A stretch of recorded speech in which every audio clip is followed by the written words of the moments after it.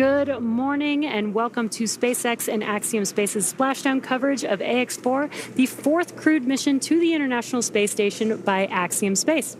I'm Jesse Anderson, a senior production engineering manager here at SpaceX in Hawthorne, California. And I'm John Rackham with the Portable Life Support Systems team at Axiom Space based in Houston, Texas. Well, with over 20 days in space, our crew spent just over 18 days aboard the International Space Station. And while on board, they worked over 60 science-related research activities and participated in more than 20 outreach events, all of this totaling more than 288 orbits, covering 7.6 million miles. And now we are here in the final phase of their journey home. So over the next hour, we will follow the return of Commander Peggy Whitson, Shubhanshu Shukla, Sławomir Znański-Wiśniewski, and Tibor Kapu as they splash down off the coast of California and bring the operational phases of the Ax-4 mission to a close.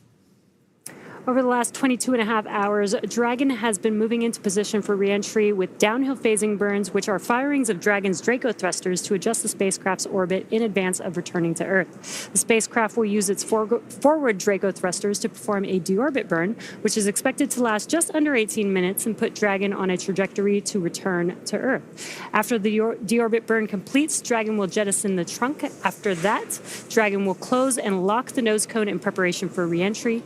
And then after re-entry, the drogues will deploy, followed soon after by the 4 main parachutes and then splashdown. And then during re-entry, as Dragon passes back into Earth's atmosphere, we'll have an expected loss of communication, sometimes referred to as LOS, or loss of signal. And this should last approximately 7 minutes. But after we regain communication with Dragon, we'll have a couple minutes before the drogue parachutes that Jesse mentioned earlier deploy. And these are smaller parachutes that are designed to stabilize Dragon and help begin to slow it down. Now, less than a minute after the drogue parachutes deploy, we'll then see the release of the 4 main parachutes. And these are the big orange and white parachutes that further slow down the spacecraft on its return home. So over the course of 3 minutes, the drogues and the mains work together to bring the vehicle's velocity from 350 miles per hour down to just about 15 miles per hour. At which point, Dragon will splash down back on Earth. And when it does, SpaceX knows exactly where Dragon is expected to land, with recovery teams pre-positioned in the area. These teams are trained to quickly make contact with the Dragon spacecraft, secure it, and then hoist it aboard the main recovery vessel. From there, teams will open up the hatch and then help the crew out of Dragon.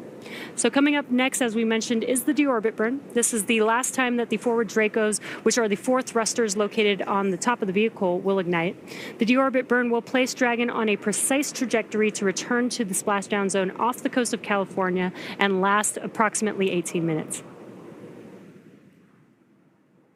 Yeah, so we have a pretty packed day today, Jesse. Yes. I think other than launch, crew coming home, it's an incredibly dynamic day. Yes. And that's what we're preparing for today, right? Yeah, exactly. We do have some expected times for each one of these events, but as always, some of the times may move by a few minutes. We do expect the deorbit burn to last about 18 minutes, but it could last as long as 24 minutes if needed for this mission. But as those events happen, we will continue to call them out. Exactly right. And on a dynamic day like today, right, as they say, slow is smooth and smooth is fast. So we're going to have a lot to cover today. But much like launch day, we're excited about getting crew home, and we're excited to see, as they land, what we're going to be covering today. Yeah, exactly.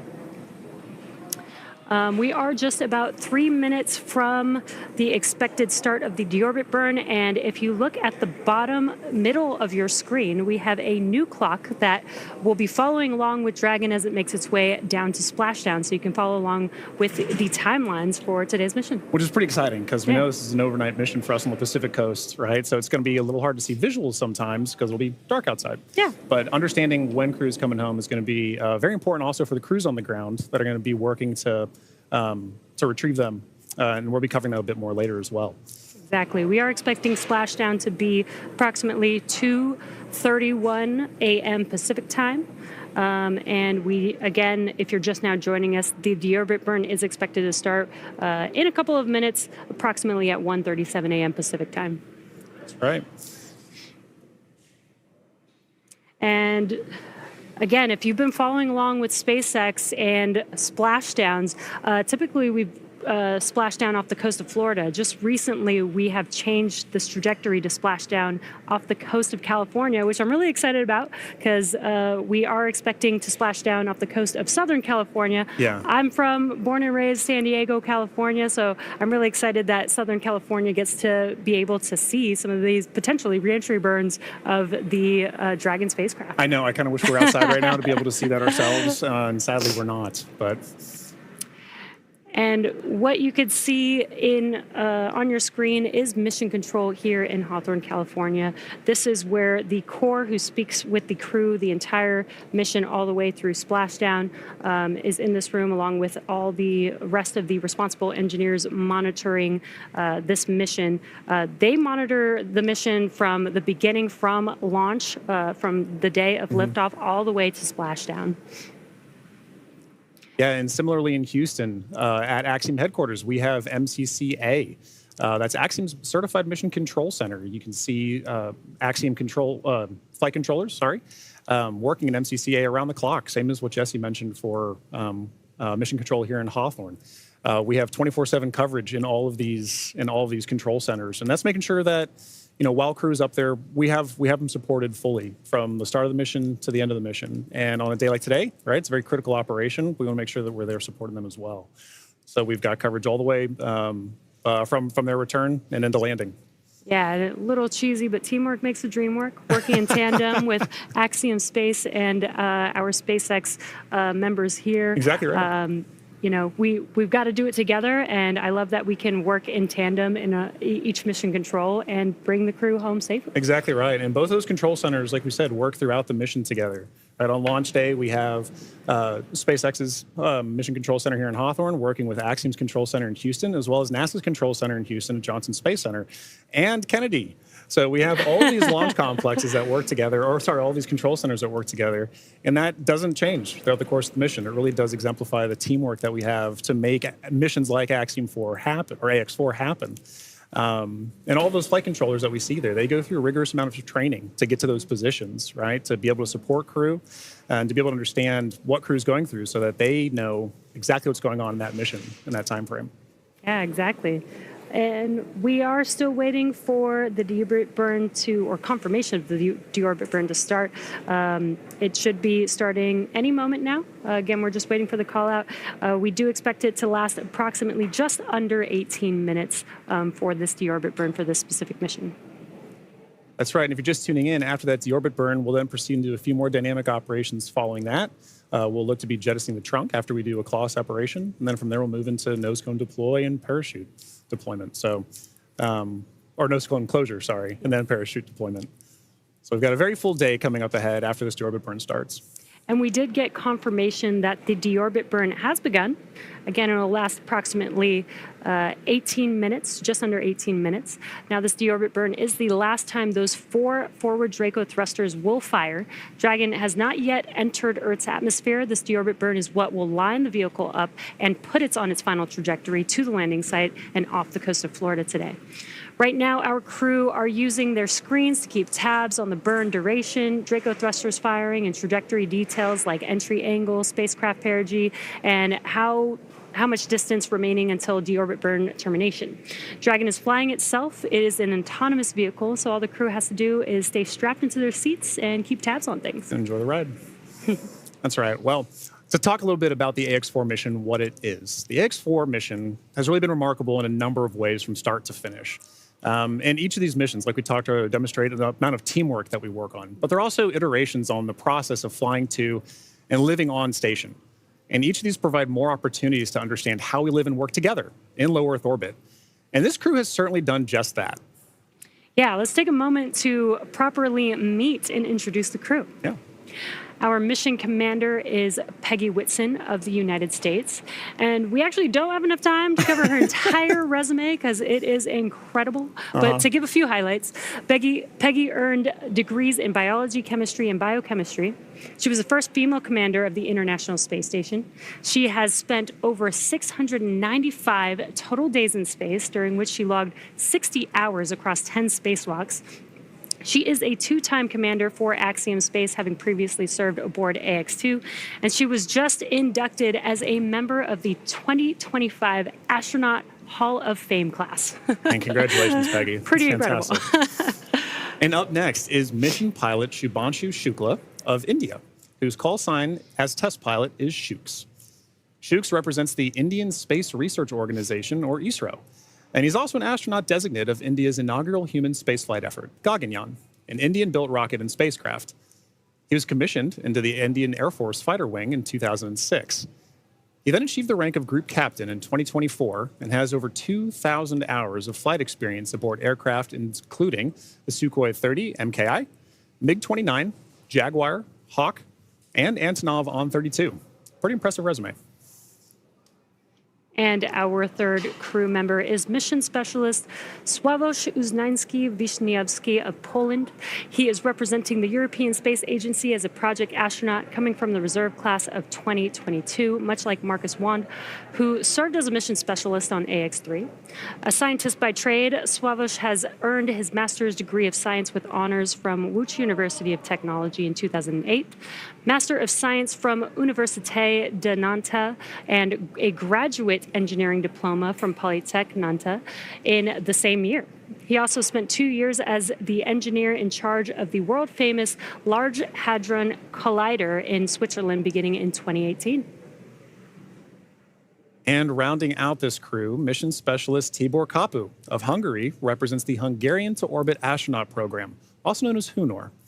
The program aims to send Hungarian astronauts to the International Space Station for scientific research and technological development, as well as to inspire young people. He graduated from the Budapest University of Technology and Economics, earning a degree in mechanical engineering, followed by a master's degree specializing in polymer technologies. In 2023, Tibor emerged as one of 4 Hungarians selected from a pool of 247 candidates for the HUNOR astronaut program. He has invested a notable amount of time in his career focused on space radiation protection while awaiting his acceptance to HUNOR. What an incredible crew. Together, they are the crew of Ax-4, Axiom Space's 4th private astronaut mission to the International Space Station. This mission represents the return of spaceflight for 3 nations, but it also highlights the growing opportunities for nations and entities around the world to conduct meaningful work in low Earth orbit.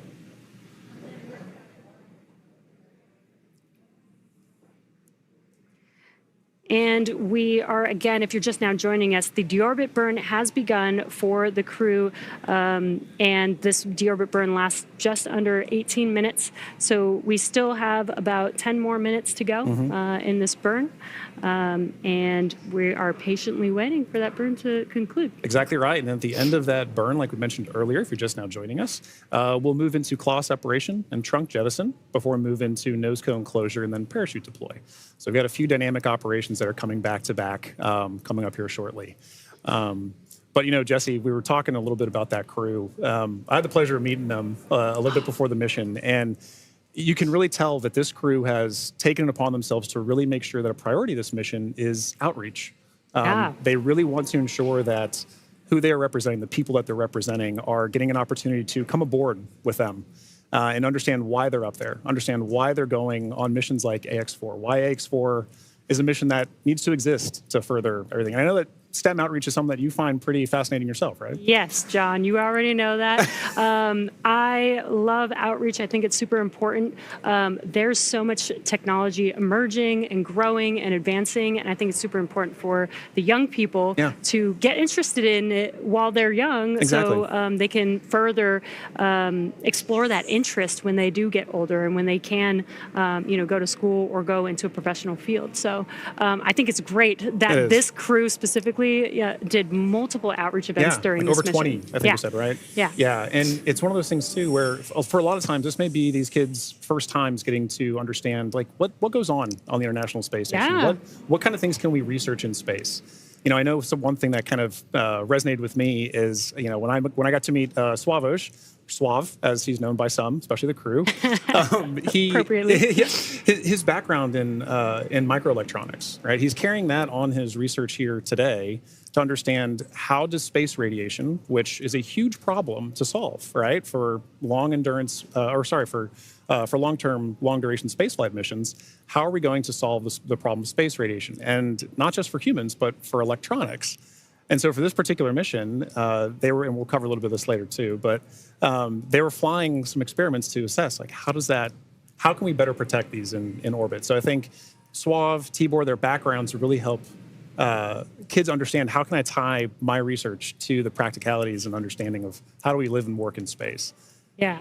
And honestly, this is what we do all of this for. This is what Axiom-4 is for, and other missions have been for, is to do that research. I think a lot of people don't realize astronauts are scientists. They are. They are. Doing a lot of experiments. Exactly. First and foremost, the reason we're up there is to understand, how are we going to keep doing this? How can we keep doing this? So every mission that we work together, we learn from each other. Every mission that this crew goes on, from Ax-1 up through Ax-4 now, we all build on the last mission before it. We've been doing it for years. We're going to continue to be doing this as well. Yeah. So it's really exciting to see them put that emphasis on not just the research, but also the outreach to get the next generation of people to do the next missions. Yeah, I love it. If you're just now joining us, again, there is a clock in the middle of your screen where you can follow along with the timeline of the mission all the way towards Splashdown today. And also in the bottom right-hand corner of your screen, there's a little graphic showing Dragon and its thrusters firing. So while we are not showing some live views at this moment, you can kind of see which thrusters are firing, and there's a lot going on. So Dragon is very active right now, but love this new graphic that we have. Really cool to be able to kind of see. You might not be able to always see it live, and when we do see it live, I love you can actually see the little bursts of thrust. But in case we don't have any live views, you guys can follow along with that graphic in the bottom right corner. And speaking of live views, excellent timing. Inside of Dragon, with our commander and pilot there. That is at the front of your screen is Commander Peggy Whitson. And if you're looking right past Peggy Whitson as well, you can see our pilot Shubhanshu Shukla interacting with Dragon's controls there right now. But as you mentioned, Jesse, Dragon is a fully autonomous vehicle on this way home. So kind of tying back to one of the things you mentioned earlier, being able to see the thrusters firing like that really highlights a good point. When we don't have direct camera feeds like what we just saw, we still get vehicle insight. We still get spacecraft insight. When we talked earlier about what the mission control centers are for, that allows us to get telemetry to that vehicle for ground crews to understand what is the vehicle doing, and allows us to share it with everybody here to get insight to the mission. Yeah. Very cool. And it is, I love these live views. Yeah.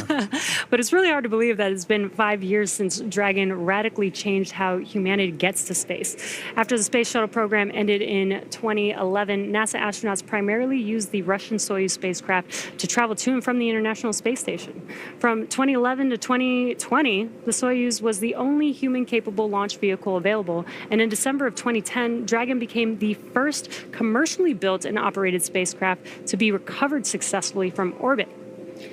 And that mission, known as COTS-1, was the first demonstration flight for NASA's Commercial Orbital Transportation Services, or COTS program.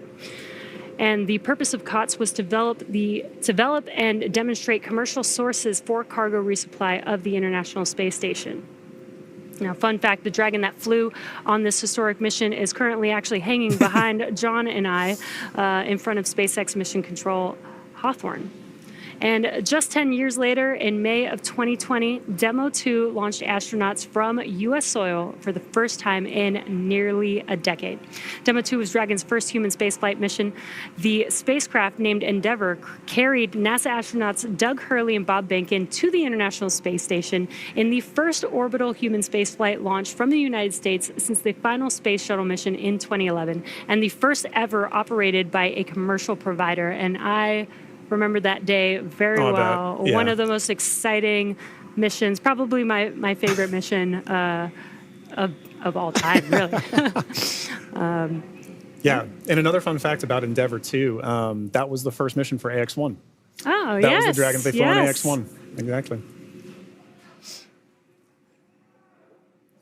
And this is a really cool view. I mentioned the graphic in the bottom right-hand corner, but you could actually see a similar graphic for the crew on board on their displays there. Exactly right. I mean, for crew situational awareness, it's incredibly important to, even though you may not be commanding the vehicle yourself, even though it may be in an autonomous flyer, having the insight to your vehicle systems is incredibly important for all crew members, let alone the pilot and the commander.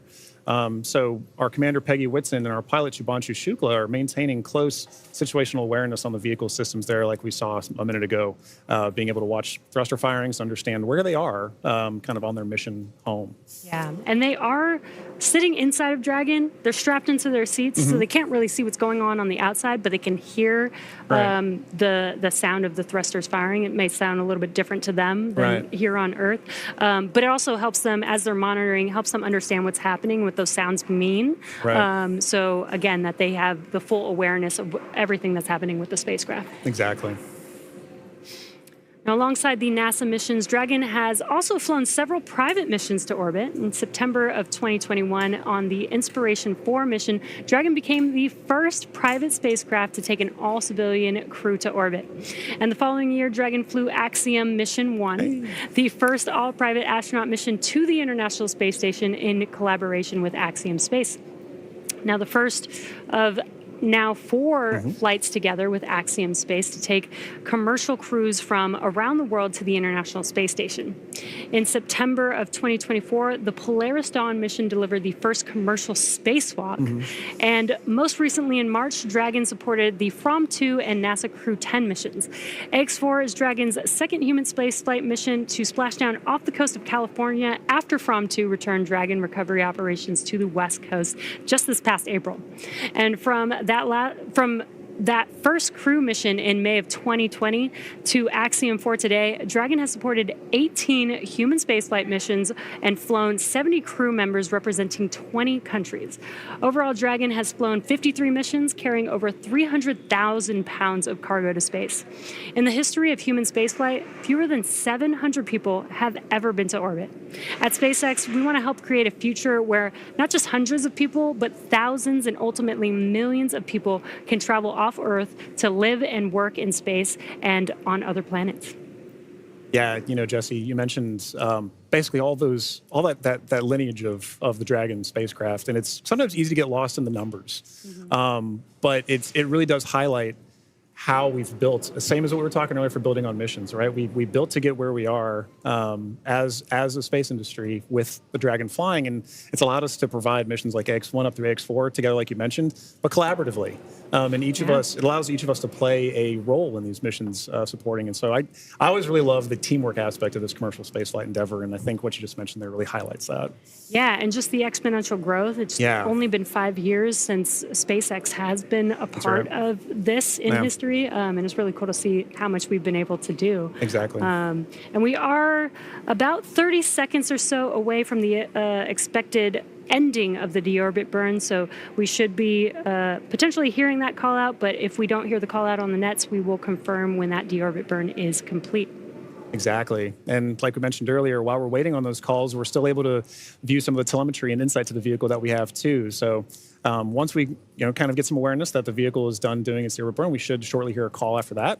But at that point, it's a good reminder that those calls, the telemetry, it serves as an operational synchronization point for all of us to kind of say, a major dynamic operation has just happened. Now, how are we going to regain the situational awareness to say, okay, everybody's back on the same page so we can continue executing all of the flight procedures that we have. So. Yeah, exactly. And we are awaiting the conclusion of the deorbit burn. And again, after that deorbit burn ends, we'll move into claw separation, trunk separation, or trunk jettison rather. And then we'll move into nose cone closure for the rest of the mission. Yeah. We are just in the beginning of the multiple dynamic events that we have left to bring the Ax-4 crew safely back home to planet Earth. Exactly. And we do have our recovery ship Shannon waiting patiently in the Pacific Ocean. We do have a targeted splashdown zone, so the crew aboard the recovery vessel is they're waiting, and once they splash down into the water, we'll send a couple fast boats, and then the recovery ship vessel Shannon, will meet the crew, lift the Dragon spacecraft on board to the ship. Right. Help the crew get out of Dragon, and then they'll eventually do some medical checks, make sure that they're all good. Exactly right. Board a helicopter and take them back to land. Exactly right. I mean, like that is still a part of the very dynamic operations. And SpaceX and Axiom are both providing crew on the ground to provide in that work. So we have the retrieval of the crew and our Axiom. Dragon, SpaceX, deorbit burn complete and performance nominal. Trunk separation initiated. Awesome. Great news. We heard that call out.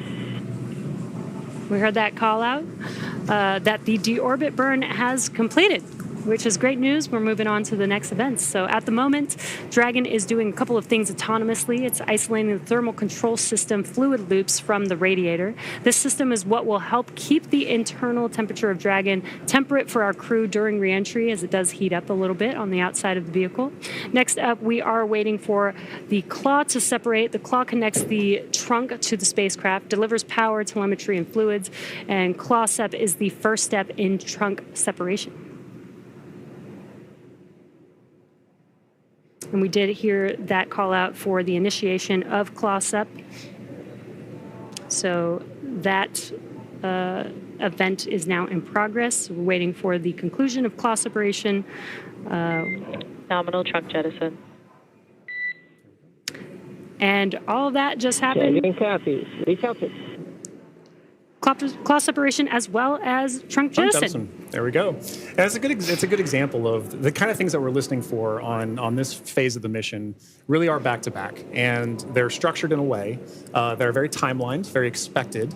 And so while we wait for those call downs, we want to be very cognizant of, is crew checking back in with ground, is ground checking with crew.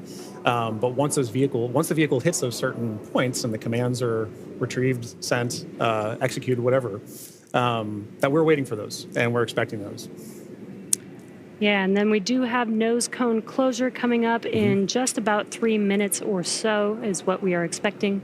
And in the background, Dragon is currently inhibiting those forward bulkhead Draco thrusters that we just used to complete the deorbit burn, ensuring it's safe to latch the nose cone shut for reentry. Also, the vehicle has initiated the nitrox suit purge. This will help keep the crew cool and comfortable during reentry, and which again is coming up in a few minutes, that nose cone closure in just about a couple minutes. Now at this point, the nose cone is preparing for closure. That's right. Yeah. And now for those of you just joining us, we are, as Jesse just mentioned, we are in the phase of flight where we've now gotten good confirmation that the claw has separated, that the claw has retracted, and that the trunk has been jettisoned. And we're waiting for that nose cone to close. And a minute ago, we had good visuals inside the vehicle showing our commander, Peggy Whitson, and our pilot, Shubhanshu Shukla, engaging with those controls for the vehicle to maintain insight to understand where the vehicle is at this moment in time. And what you're seeing on your screen is a map of where Dragon is above the Earth. And again, it's making its way over, it's going to make its way over the Pacific Ocean to splash down off the coast of California. And you can actually see how close it is passing by the International Space Station there, which is pretty cool. Yeah. Again, it's amazing being able to actually maintain the kind of awareness we have on this, right? As, last night when we were tracking undocking, kind of understanding where Dragon is relative to station with regards to things like the keep out sphere.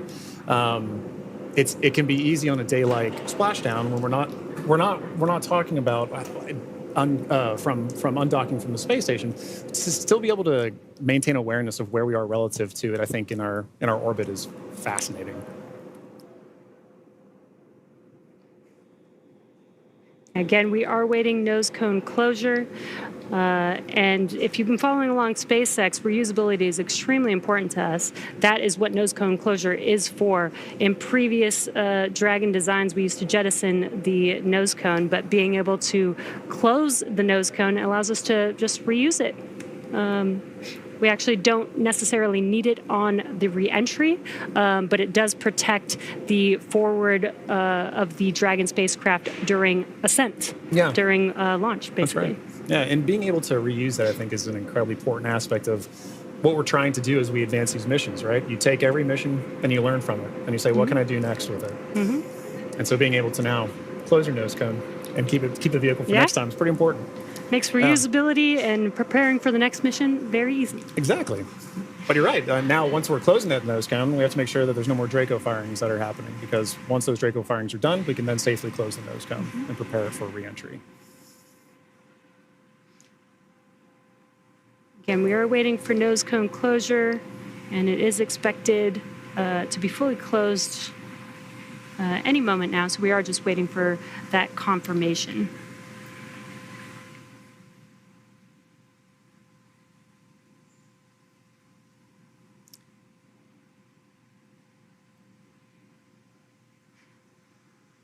And if you're just now joining us, the crew has already completed a deorbit burn, which lasted about 18 minutes long.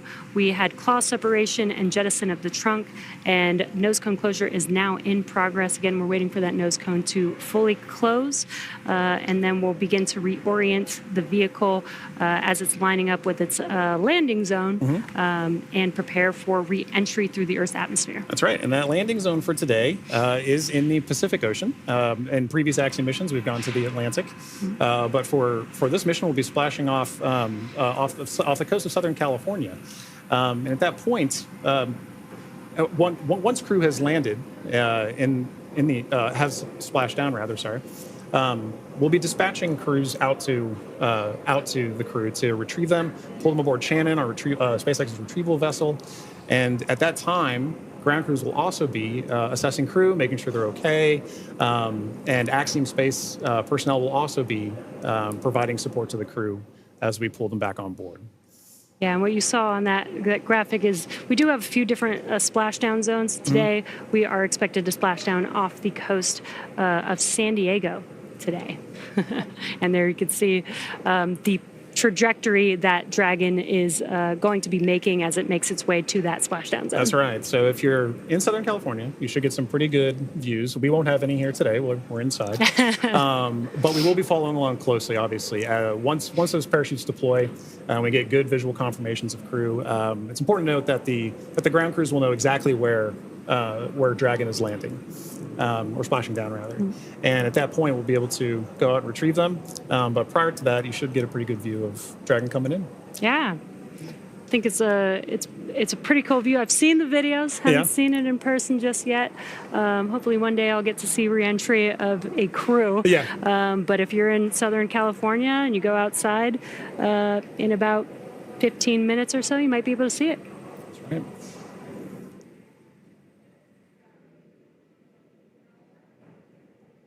Now, we do expect that the nose cone is fully closed at this point, but just waiting for confirmation of that closure. Exactly.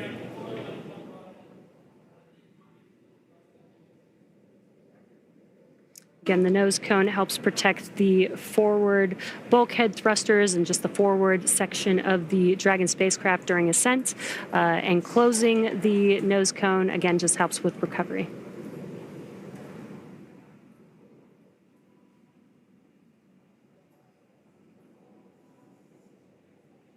So far, we've had a pretty smooth return home. Yeah. The crew undocked from the International Space Station yesterday at 4:15 a.m. Pacific time. They spent 22 and a half hours coasting, doing a few more orbits in space before they come back down to planet Earth. And we're just under 30 minutes from them splashing down. And again, we have this new clock on your screen, in the middle of your screen, where you see that countdown to splashdown, which I love, because now you can see there's about 26 minutes before we expect them to splash down in the Pacific Ocean off the coast of San Diego today. Yeah, I think having the countdown really helps bring home that they're almost here. It is time for the Ax-4 mission to come to a close, but this is just the dynamic phase of the missions that's coming to a close. There's so Dragon, SpaceX, nose cone secured for entry. Dragon copy, nose cone secured. And great call out there. Yep. The nose cone is now fully closed, ready Excellent for reentry. confirmation. And what you're seeing on your screen is the core, the crew operations and resources engineer. That's who was talking with the Ax-4 crew just now. Right. Now, once it's time for our crew to splash down back on planet Earth, they'll be heading to one of several targeted sites supported by SpaceX. Until recently, Dragon recoveries primarily occurred off the coast of Florida. This year, SpaceX moved Dragon recovery operations off the coast of California to allow Dragon to complete its deorbit before safely jettisoning the trunk over the Pacific Ocean. Ax-4 will be SpaceX's second crew mission to splash down in one of the new locations. From 2 was the first in April earlier this year. The new splashdown locations are near Los Angeles, Oceanside, and San Diego.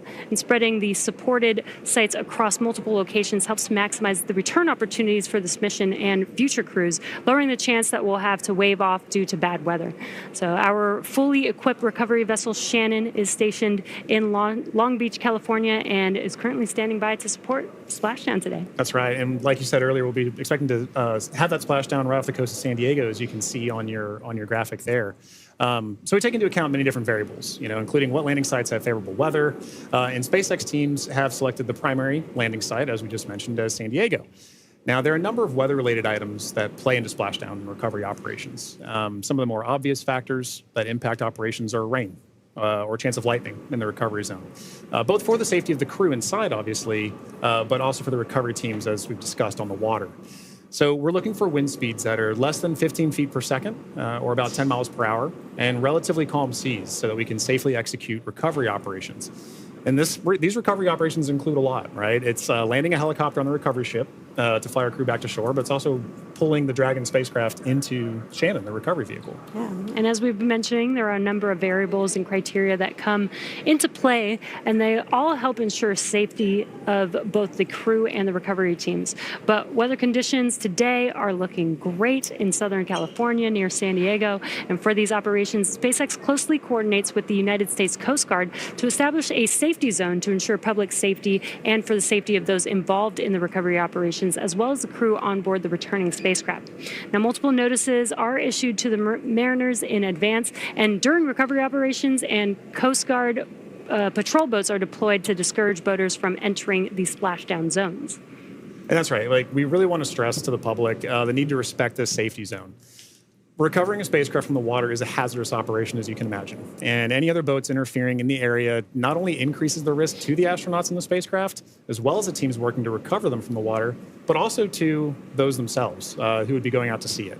So for the safety of the crew, as well as your own safety, we recommend you sit back from home, watch and follow along the action from your TV, as the teams who have trained extensively do this. For final entry briefing, report when ready to copy.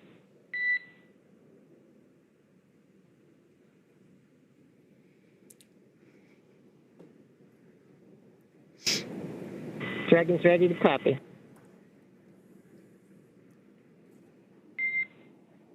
Dragon, I have no deltas to the previously briefed times. The vehicle is healthy, weather is still looking good, and recovery forces are on site.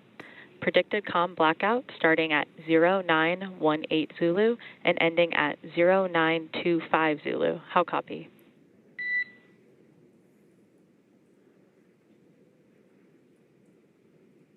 No deltas to the timeline.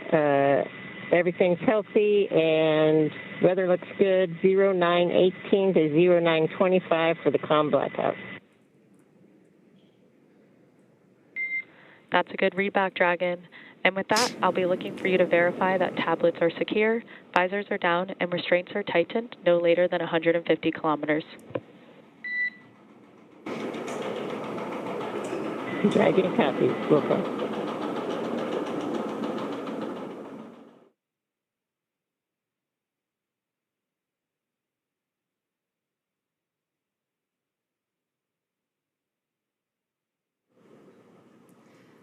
And we just had some great comms between the core and the crew. It sounds like everything is a go for splashdown.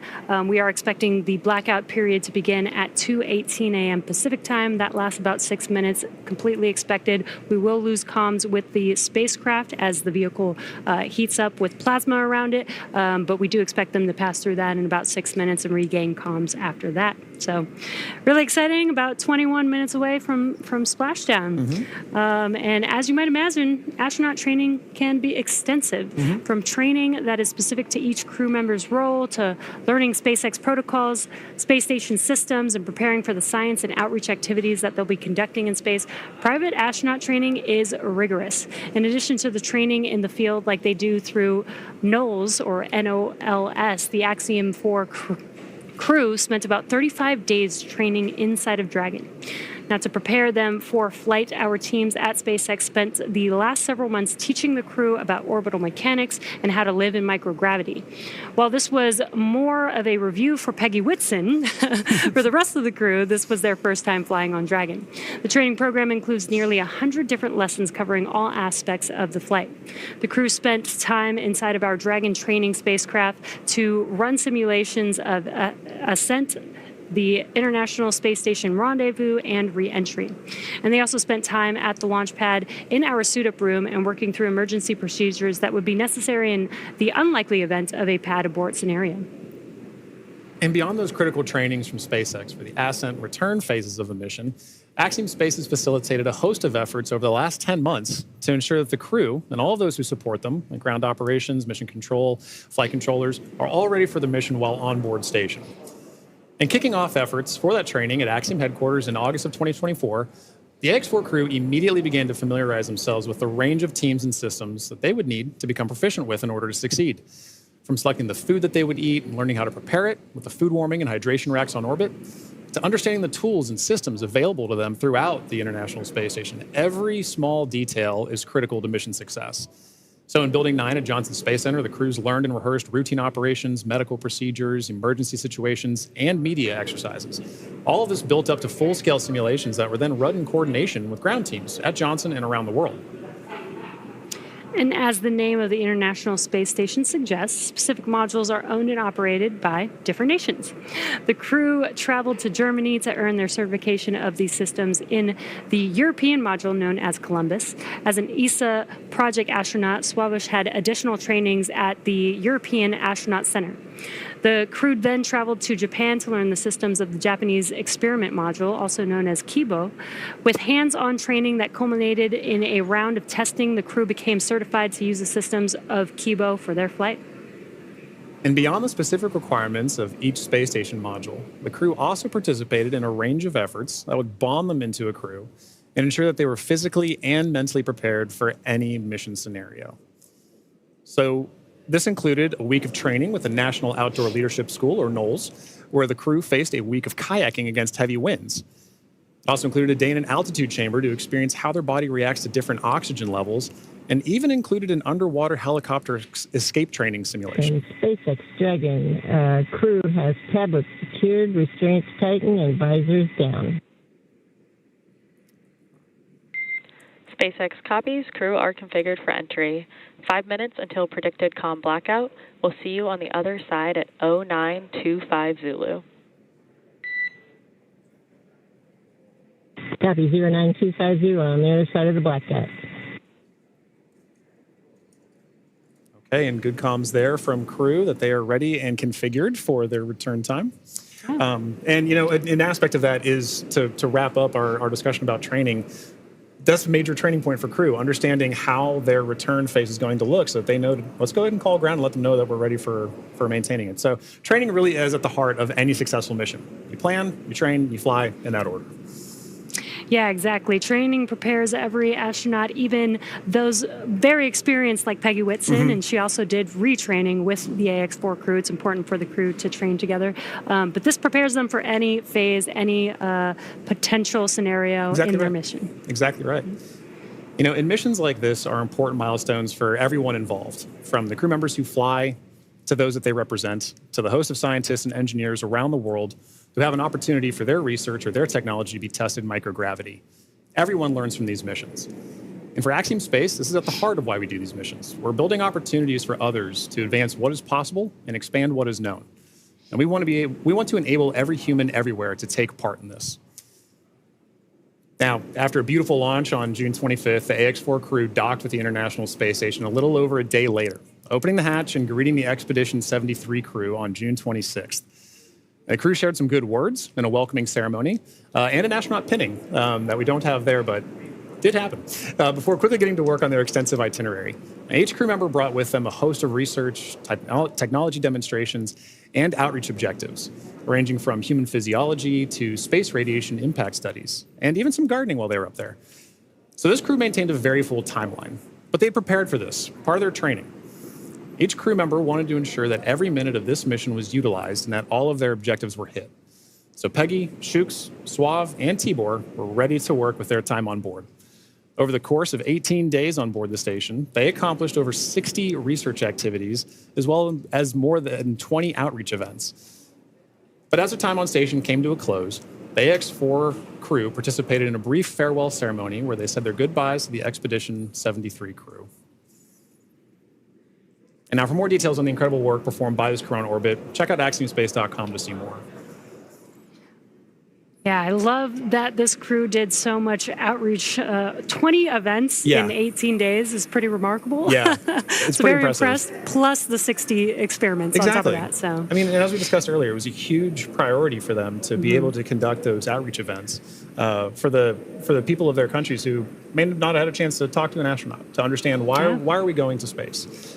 Now they have a better understanding of that. And like you mentioned earlier, it's get them started young. Let them understand the passion of it. I know that my nieces, my nephew, right, they're excited about space. Yeah. They want to be involved in space too. So I can only imagine getting a call from Tibor, getting a call from Suave, and understanding, what are we doing up there? Oh, that would be so awesome. Yeah. Now, we are expecting that blackout period coming up here in just about a couple of minutes. Now, this blackout period, this is when the Dragon spacecraft re-enters back into the Earth's atmosphere. What's going to happen is there's going to be a lot of plasma buildup as it's getting more through the atmosphere. And that plasma is getting to about 3,500 degrees Fahrenheit, building up around the spacecraft. So we will be losing comms. This is expected. Today we're expecting it to last about 6 to 7 minutes, and then we'll regain comms. And you'll probably hear the core after the expected blackout period time has ended. Make some comms, some calls to the crew until they regain the comms and get confirmation from the crew that they can communicate with each other. That's exactly right. You bring up a good point. An expected loss of comm, or sometimes you'll hear loss of signal, or LOS. It's an expected part of spaceflight. It is planned for. They are predictable, and mission operators or flight controllers work through that to understand when are we going to be able to have and maintain communications with the vehicle, communications with crew, and that can happen at any time during the spaceflight. So for this 5 minutes, right, based on the physics you discussed of the vehicle heating up, it's going to happen, and ground crews can predict for that and work around it. But it's a good reminder that we're waiting for those verbal cues, not just visual cues that we'll get. So we've been able to see some visual cues today of crew in their suits, but also be looking for visual cues later, right? Good parachute deploy. We're also listening though for good verbal cues. So we heard a minute ago, Commander Peggy Whitson was calling down saying that crew is in a good configuration for us to go into this period of no comms. Yeah, and we do expect that blackout period has probably begun at this point. That's and right. Speaking of visual cues, I've had the opportunity to talk to some of the astronauts that have flown on our Dragon spacecraft, and they've said it's kind of one of the most spectacular sights they've seen. Really? With different, they said it looks like sparks outside of the window, but with multiple different colors, multiple different looks of what that plasma heating up around the vehicle looks like. So they should be experiencing that right now. The Ax-4 crew still inside of the Dragon spacecraft. Again, this blackout period will last approximately 6 to 7 minutes. And again, we won't hear any comms throughout this period until the expected blackout time is complete, and then we'll start hearing comms from the core calling out to the crew. That's right. As we begin the second half of entry, Dragon is now beginning to flush nitrox into the cabin and continuing to top off the Ax-4 crew's suits with cool air. Again, this is what will allow the cabin temperature to remain comfortable while, as I mentioned, the external temperatures reach 3,500 degrees Fahrenheit. The heat shield is pointing forward, leading the spacecraft to the landing site. Dragon's primary heat shield is comprised of PICA 3.0, which stands for Phenolic Impregnated Carbon Ablator. First generation PICA Pika was first developed by NASA for studying and sampling comets within our solar system. SpaceX then partnered with NASA to develop Pika X, which was the second generation product used on all Dragon 1 commercial resupply missions that successfully resupplied the space station on 20 missions. Pika 3.0 was developed specifically for use on Dragon as we prepared to begin flying Crew with enhanced structural and thermal properties that optimized the heat shield and drove down cost and mass. The remainder of the Crew Dragon spacecraft is composed primarily of a SpaceX proprietary ablative material. It's another class of thermal protection, which is lighter weight versus Pika and protects the underlying composite structure during re-entry to ensure the structural capabilities are maintained. Now, while Dragon will experience temperatures well over 3,000 degrees Fahrenheit during peak re-entry conditions, the characteristics of the TPS, or thermal protection systems, coupled with the ECLIS, environmental control and life support system in the pressurized interior, will ensure that the Ax-4 crew will stay cool and comfortable during all the phases of re-entry through splashdown with all that heat surrounding them. Exactly right. Well, now, as Ax-4 set a new benchmark for private astronaut missions with the most research activities executed aboard an Axiom space mission to the International Space Station to date. With over 60 experiments representing 31 countries, the mission showcased the growing global interest in leveraging low Earth orbit for scientific discovery. The research portfolio included 8 technology demonstrations, 12 life science investigations, and 27 research projects. And this research spanned a wide range of disciplines, from cancer biology to regenerative medicine to even artificial intelligence, agriculture, and materials science. And this further demonstrates how low Earth orbit is a platform for innovation. Now, many of these studies were designed to address challenges both in space and on Earth, such as improving disease modeling, enhancing food security, and developing smarter autonomous systems. Now, the scale and diversity of the Ax-4 research portfolio reflect a shift toward more collaborative science on orbit together, positioning commercial astronaut missions as catalysts for advancing knowledge and solving real-world problems. You know, Jesse, I think this is one of the most important things about a mission like this, is it allows us an opportunity to understand we have a number of problems that we're trying to address on Earth, and it is a unique opportunity to be able to go to low Earth orbit and understand some of the key aspects of that kind of research. And missions like Ax-4 really allow for those kind of problems to continue to have momentum behind them to be solved. The International Space Station has been tackling so many of these problems for over 2 decades now. Yeah. And that research needs to continue. It needs to keep going. I think a lot of people don't realize that some of the stuff that we have that seem very simple and common to us here on Earth actually sometimes come from the research that happens in space. Exactly right. Exactly right. One of the things we were talking about earlier is a major aspect of long duration spaceflight is the radiation impacts. And I know for me personally, I thought one of the really interesting research topics or research experiments that was being conducted on orbit for Ax-4 was looking at what are the different materials and properties that we can use to protect against space radiation.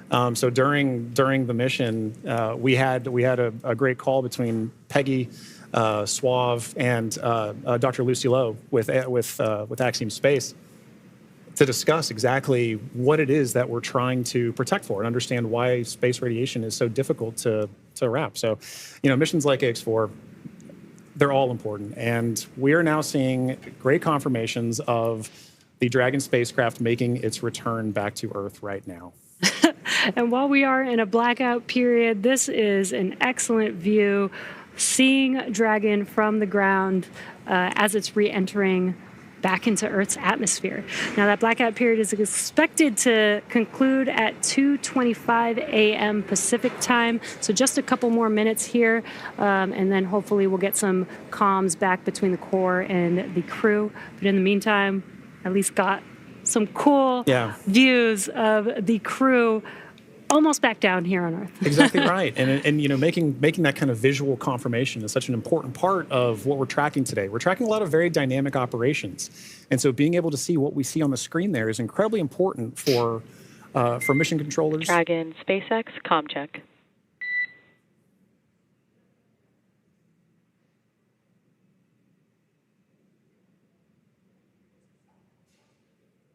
Again, we may not hear the crew until they do get those comms back, that acquisition of signal. Dragon, SpaceX, comm check.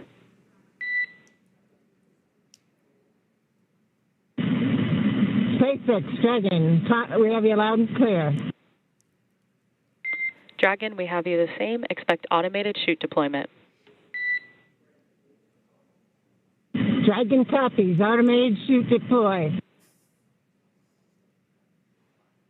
And great news, as you heard there, we got comms from the Ax-4 crew. That's exactly what we're waiting for, and I love that you can hear the excitement in Peggy's voice, too. Yeah. It's like she's done this before. Maybe a few times.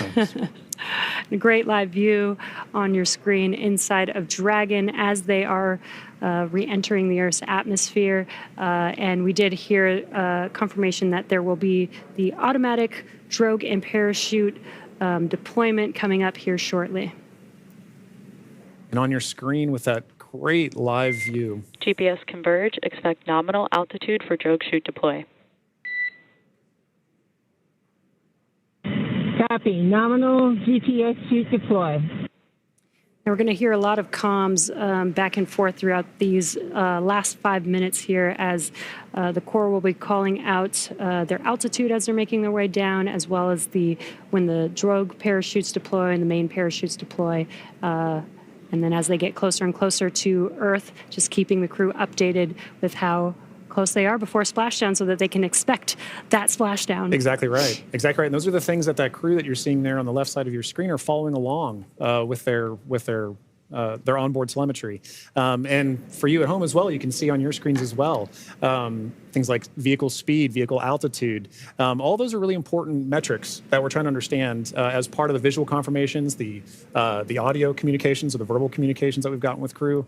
We're also getting vehicle communications and telemetry to all understand how we're looking as we lead up to these next 4 minutes before. And there you can see on your screen, the seats are rotating for the crew. This prepares them for that splashdown, so they do brace for drogue window.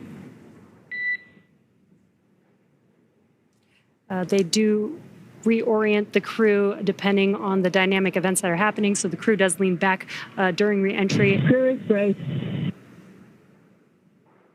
And then they are sitting up a little bit more upright for those drogue and main parachutes to deploy. That's right. Having them in that position helps distribute the forces correctly so that when they're experiencing that dynamic event, they're as comfortable as they can possibly be. Yeah. We're now waiting for confirmation that the Dragon's chutes have deployed, coming up here just in under a minute or so. Just prior to the deployment of the initial drogue chutes, Dragon automatically safes the propulsion system.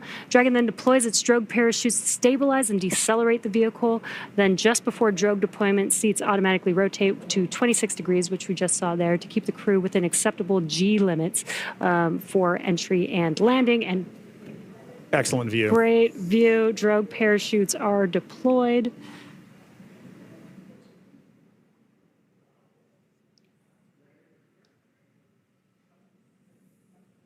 View looking forward. Drogue descent rate nominal. Descent rate nominal. Copy. Again, we're going to hear a lot of comms throughout this next 3 minutes here. This is looking forward on the Dragon spacecraft up at the chutes. Those drogue parachutes are fully deployed now, so we do expect those main parachutes to deploy here shortly.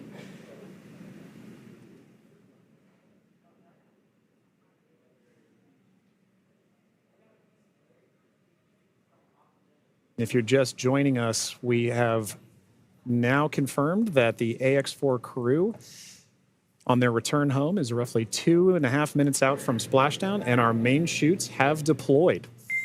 Main chute descent rate nominal. Copy. Main chute descent rate nominal, 1,000 meters for Dragon. We copy 1,000 meters. Great visual confirmation as well as those comms that the 4 main parachutes have deployed. Again, we are going to be slowing down the vehicle from 350 miles per hour all the way down to just about 15, 16 miles per hour by the time that the vehicle touches down and splashes down into the ocean. Exactly right. You know, you mentioned these beautiful visual confirmations that we're getting. You know, an important aspect of today's specific splashdown is that it's occurring at night. That's Dragon 800. Copy 800 meters.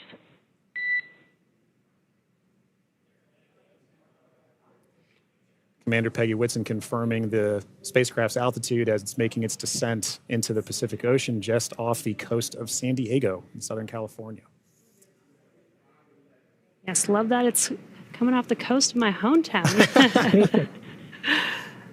600 meters. 600 meters. And at 600 meters, we're just under a minute before that expected splashdown. The landing in water is a lot simpler and more reliable. Provides a little bit of margin against unlikely parachute issues. We did have to learn how to make Dragon waterproof as we are splashing down into the ocean. But SpaceX copies 400 meters. Reminder to brace for splashdown.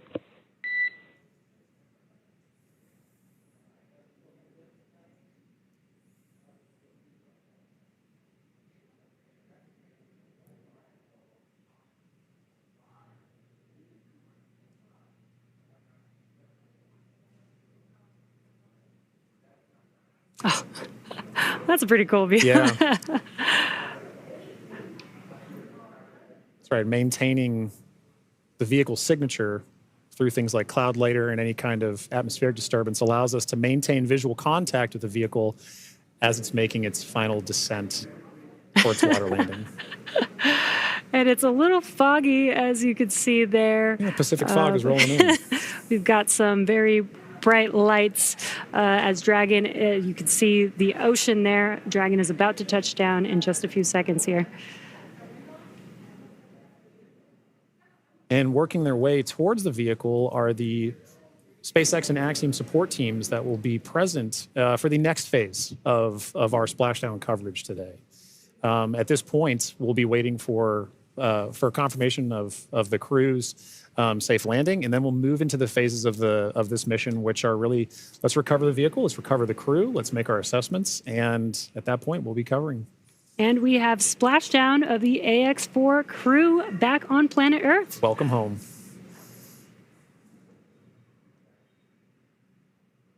SpaceX Dragon splashdown. We are in Stable 1. SpaceX copies splashdown in Stable 1. On behalf of SpaceX, welcome home.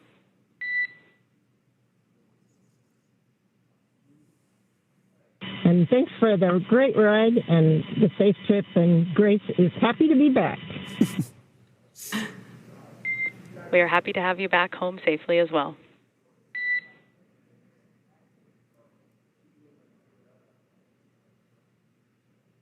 Some words between the core and our commander, Peggy Whitson, as the Ax-4 crew has made it back home, splashed down at Dragon. SpaceX, for your awareness, SISTI system verifications are in progress. I will report back when recovery personnel are en route. Dragon.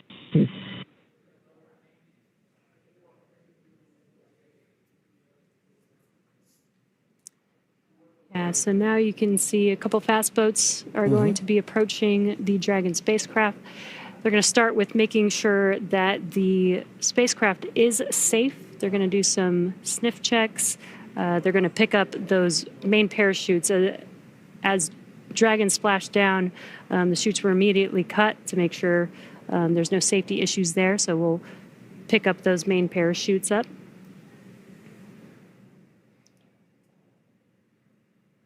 And once the crew deems that the spacecraft is safe, then our recovery vessel Shannon can begin to approach and begin the recovery process. So we are now eagerly waiting on recovery of our Dragon spacecraft with the Ax-4 crew. Dragon has already autonomously completed several steps to save itself following splashdown. So for those of you just joining us, the return of Ax-4 has gone smoothly so far, and we just got great confirmation that crew has splashed down. So Dragon successfully re-entered the Earth's atmosphere, followed by deployment of its parachutes to slow the spacecraft down to a gentle 15 miles per hour.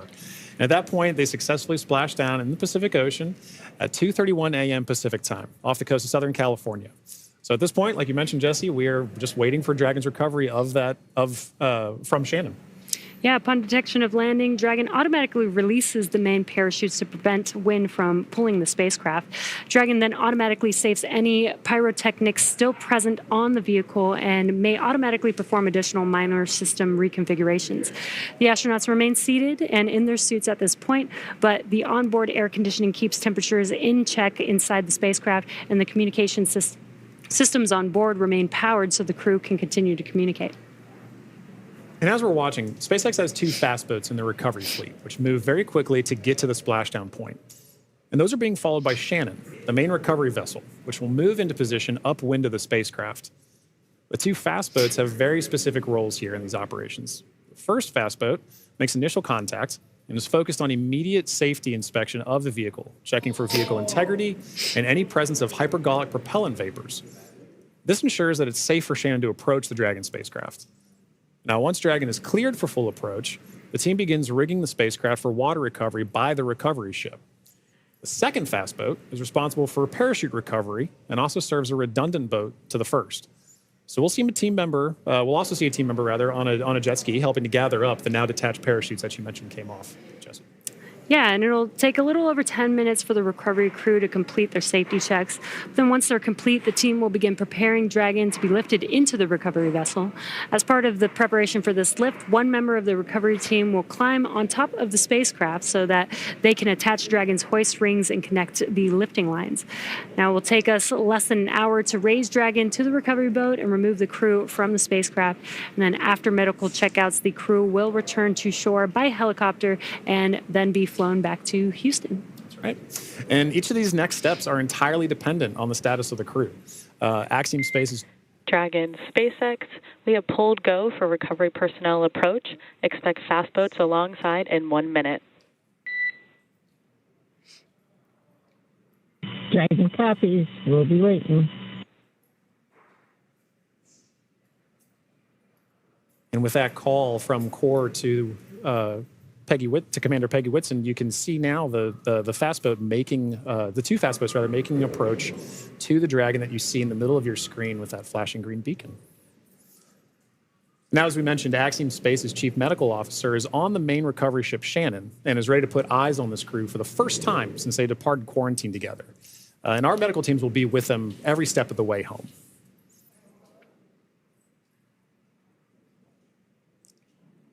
It is nighttime, so we do have this infrared camera to help us see a little bit more clearly. That's the Dragon spacecraft in the middle of your screen there.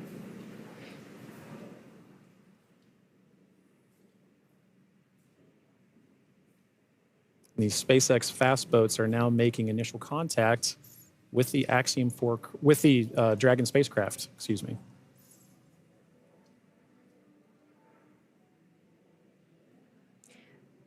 You can also see the red and green lights on Dragon, just similar to starboard and port on a ship. We have that for nights like this where it's a little bit harder to see the orientation of the vehicle, so those red and green lights help us understand which side of the vehicle and orientation that we are approaching.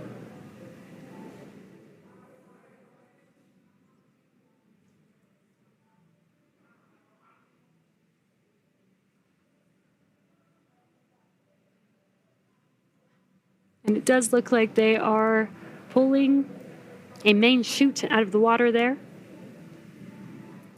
Again, those detach immediately as soon as the spacecraft splashes down. This helps prevent the wind from dragging the spacecraft after it's splashed down and helps keep the crew safe. But we do recover those main parachutes, keep them out of the water. Exactly. And as we just discussed, each of these fast boats has a very specific role that they play. That is all part of, again, the ground operations that support the retrieval and recovery of the spacecraft, as well as the Ax-4 crew. So all of these are part of the ground training that's required in order to pull off those operations safely and successfully. So even though we're having, splashdown at night, right, we're able to ensure that we're executing smoothly, but executing successfully.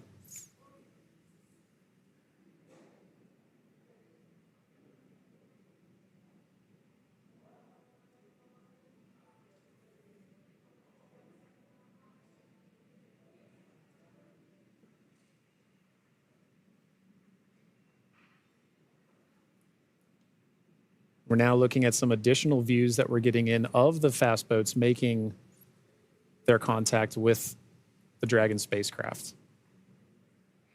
And we should be seeing a crew member actually climb on board the spacecraft, Yep.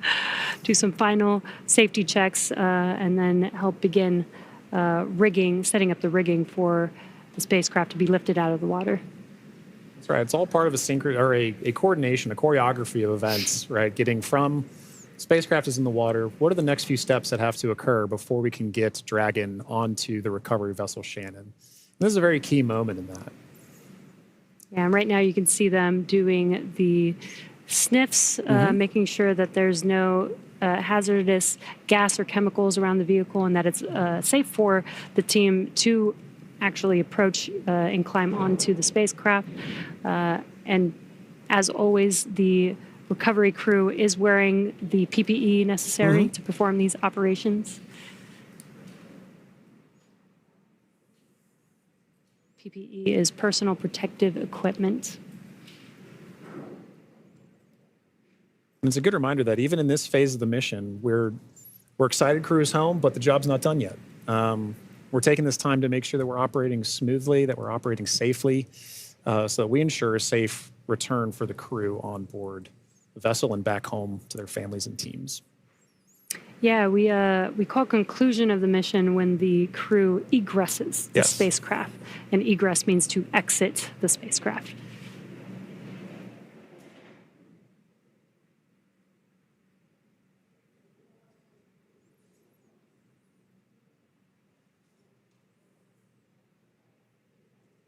Got some calm waters there, which is great. Yes, exactly what we're looking for. Southern California, southern Pacific Ocean, as we splash down off the coast of San Diego today. Dragon, SpaceX, hypergol sweeps, and unfired ordnance checks are nominal. Rigging is in progress. Approximately 5 minutes until capsule lift. We have SpaceX flight surgeon standing by. Please confirm crew are ready for post-splashdown PMC. Dragon, copy go, and we are ready for post-PMC. Copy that, Dragon. The next call you hear will be from flight surgeon on Dragon to ground privatized.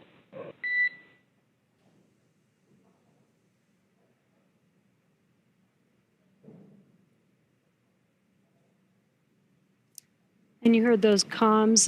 The team is going to do some medical checks. They are going to do that on a private net. And that's what those comms were, confirming that they are switching the nets that they will be communicating on.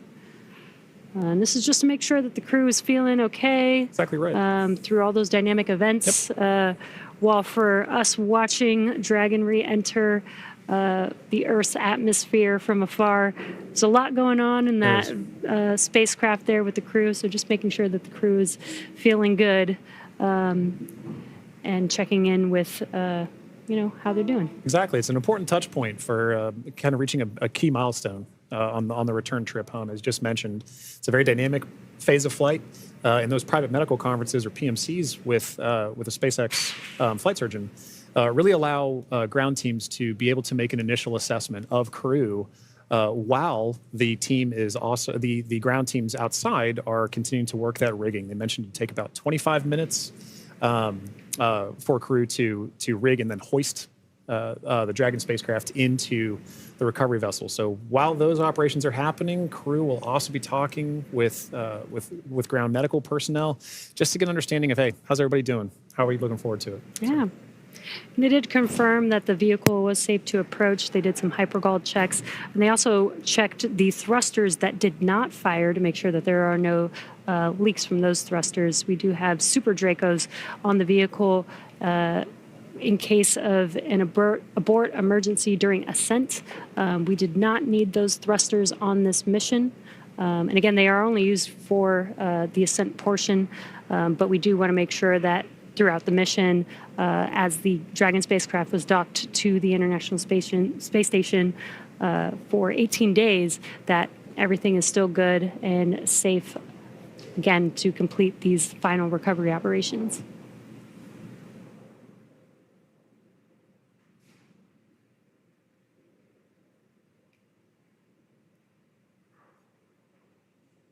And again, it's a little dark because it's very early morning, but you can see the little window on Dragon and the light through it. Yeah, the Yep. little light inside there as the crew is patiently waiting recovery operations. It's a very different view that they're having outside that window than they had for their flight up and their flight home. Yes. But all the same, I'm sure that they're also glad to say, hey, we're home. If you're just joining us from home, you are seeing live views of the Dragon spacecraft that has returned home from the Axiom-4 mission. After launching on June 25th, the Axiom-4 mission... Dragon, SpaceX, Dragon to ground is now unprivatized. Com check. We have you loud and clear on Dragon Ground. Copy, Dragon. We have you the same.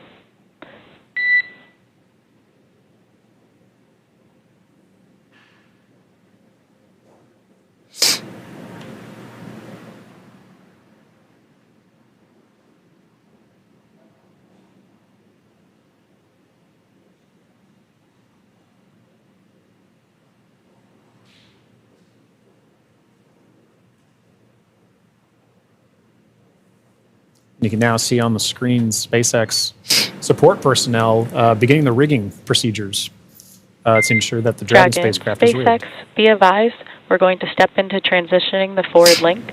COM will be unavailable for approximately 5 minutes. Rigging continues nominally. Dragon copies, 5 minutes. LOS.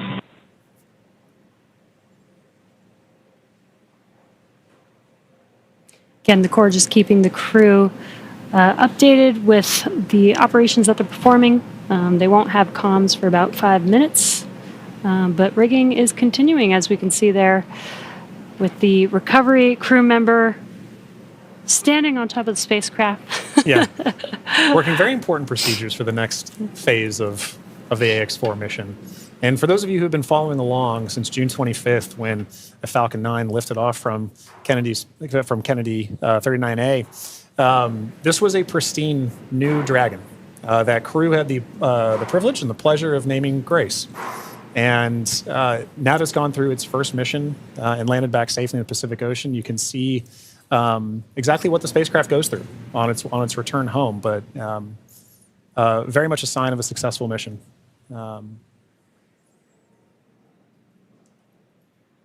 Yeah, I love the tradition that the first crew that flies in the spacecraft get to name the spacecraft. And Peggy Whitson had some great words on why they named the spacecraft Grace, which I think is amazing. And we've got a great fleet of Dragon spacecraft. And speaking of Commander Peggy Whitson, she's actually our third frequent flyer. Yeah. Our first frequent flyer was Michael Lopez Alegria from Axiom Space. Yep. Second being Jared Isaacman when he flew on the Polaris Dawn mission.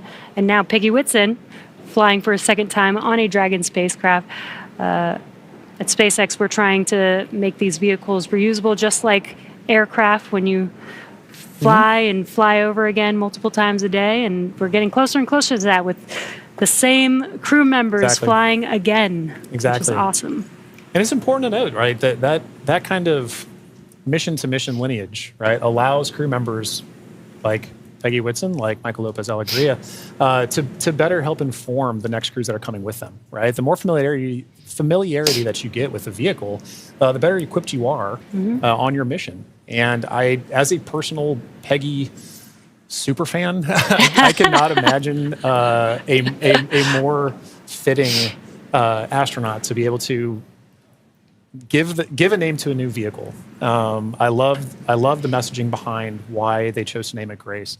And to your point, Jesse, about the frequent flyers, I loved that during launch we could see I don't know if it's a new tradition potentially, but we got to see some boarding passes that SpaceX provided to the Ax-4 crew, and because of her frequent flyer status, Peggy Whitson got a gold boarding pass, and I absolutely adore that she was able to have that distinction.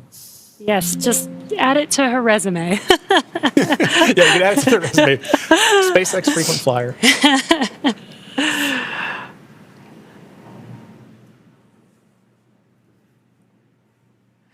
Yeah, I love the boarding passes. Again, always trying to make it as common as aircraft, planes that we fly on every single day. Exactly. And we're still just in the beginning, but I feel like we've made a lot of progress in the last 5 years, and we still have a lot of new things, new missions, and improvements that we want to make to, future spacecraft and launch vehicles. So I'm excited for the future. I really do believe that we could get to aircraft, plane, regular flight, multiple flights a day within our future. I think we can. And, human spaceflight it's a team sport. And it is something that you are always learning from.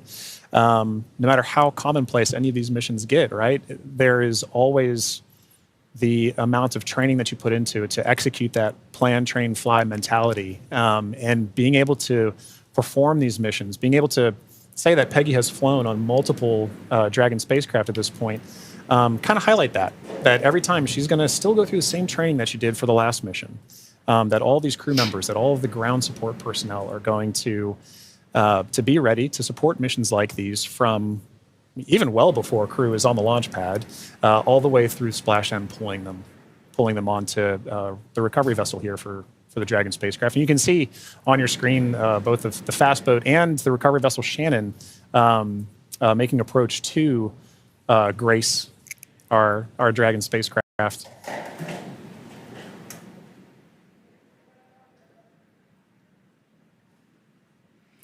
There you could see what we call the Dragon nest. When the spacecraft is lifted up out of the water, it's going to seat into that ring that you see there at the end of the recovery vessel there. And once the spacecraft is nestled into the nest, it'll translate to a deck that meets the height of where the hatch on the Dragon spacecraft is. That'll enable the crew to egress or exit the spacecraft easily onto a platform in the recovery vessel. And talking about the crew, Jesse, we've mentioned this idea of this kind of understanding the aspects of spaceflight, as mentioned earlier, being able to do STEM engagement on the mission, but also being able to spend time and honestly, your crew commander being somebody like Peggy Whitson. For Shooks and Suave and Tibor to be able to take that knowledge back to their respective space agencies and to their countries is a huge step forward for what you just mentioned earlier about making sure that that human spaceflight as a team sport continues for everybody to understand what's going on, because now Shooks and Suave and Tibor have a very important distinction, and they now have a very unique perspective on what it takes for a human spaceflight mission to occur.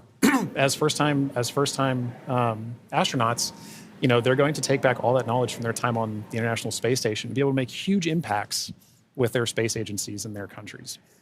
Yeah, I'm sure they learned a lot from Peggy Whitson, but also the other crew members that are currently on board the International Space Station. They got to interact with so many different people with diverse skills. Exactly. And 18 days is quite a long time in space. It is.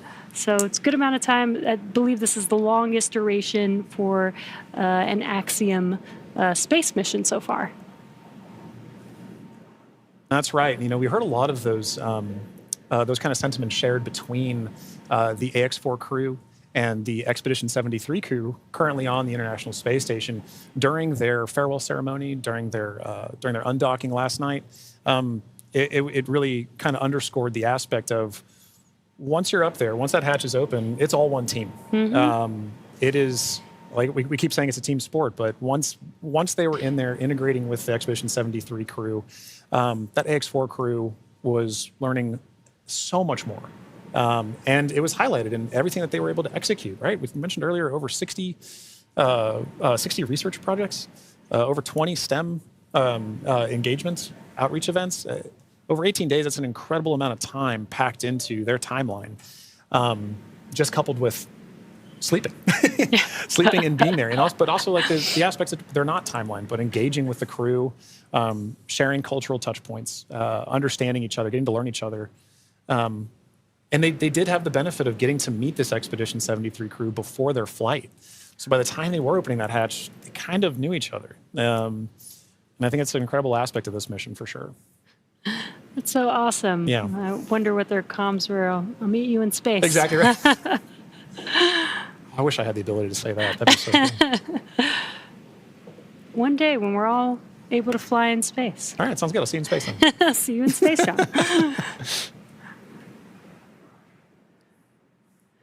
Looks like we're getting closer. They are pulling the spacecraft towards the recovery vessel. Looks like we're rigged up, and you can see the hydraulic lift moving forward and down. And then it will begin to lift the spacecraft out of the water and again into that Dragon nest that you see there on the recovery vessel.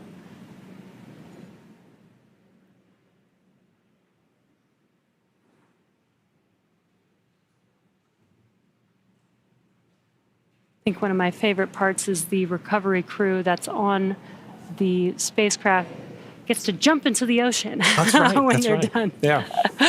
And it's nighttime in the Pacific, so it might be a little cold. We'll be a little chilly. But definitely a unique part of the job. Exactly right. And you can see all the support crew. There was just a fast boat on the screen that made its way off screen there, but you can see the number of support crew that's kind of going into supporting an operation like this. It may look like it's not happening very fast, but there are a lot of steps that each of these crew members are responsible for ensuring that the Dragon spacecraft is pulled into that nest safely but smoothly, and they're working towards that now. There he goes. Love that. Despite the freezing temperatures, it looks fun. And he got out of the water pretty fast, so I think you're right about that.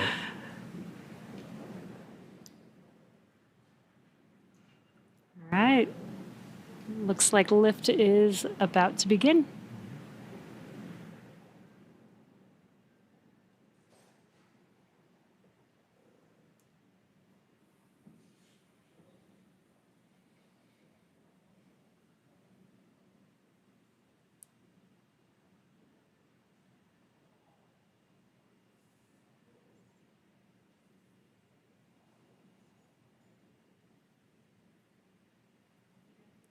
Those of you just tuning in, the Ax-4 crew splashed down off the coast of Southern California a little under 30 minutes ago.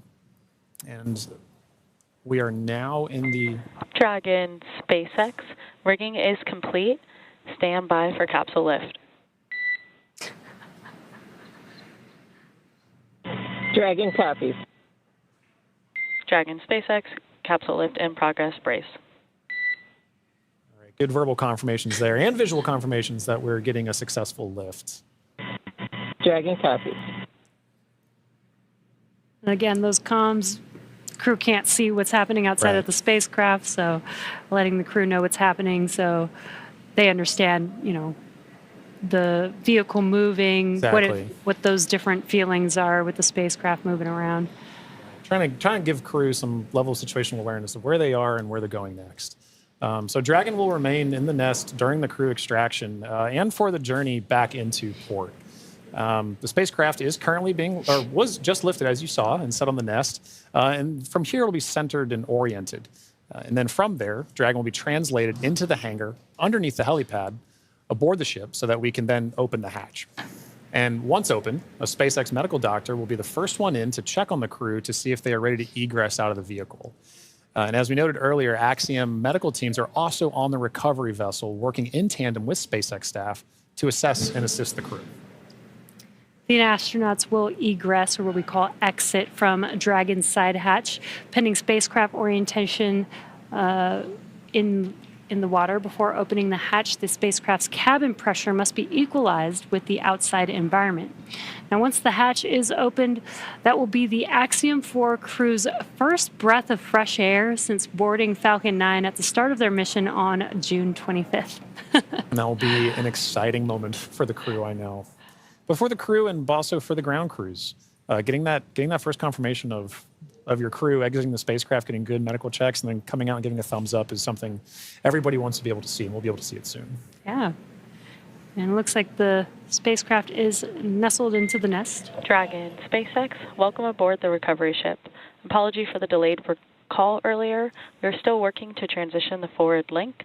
Recovery personnel are completing their final checks, and I will let you know when we are ready for translation across the deck to the egress platform.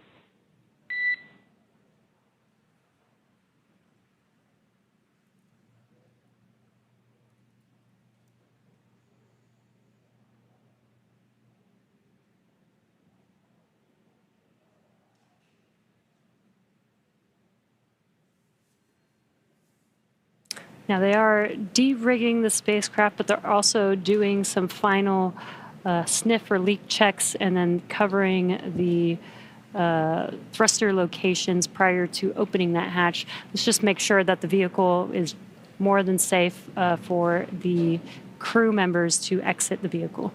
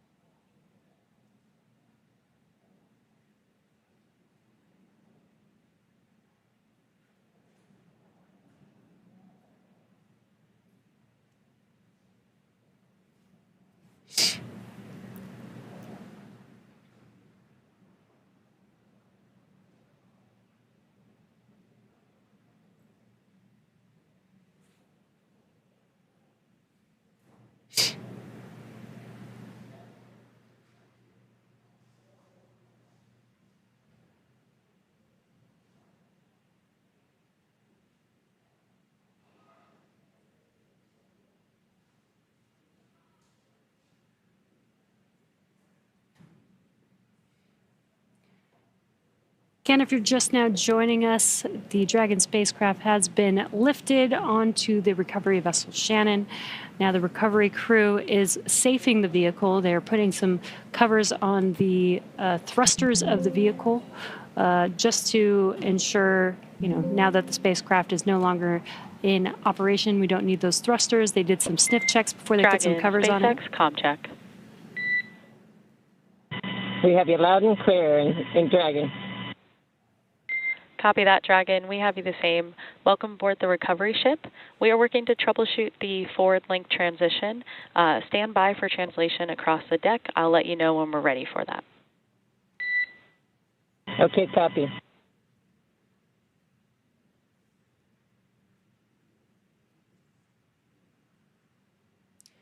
The crew is preparing for translation. This is where that Dragon nest is going to move the spacecraft towards the deck, and that deck is going to meet the bottom of the Dragon hatch, and that'll enable the crew to egress or exit the Dragon spacecraft onto a platform on the recovery vessel.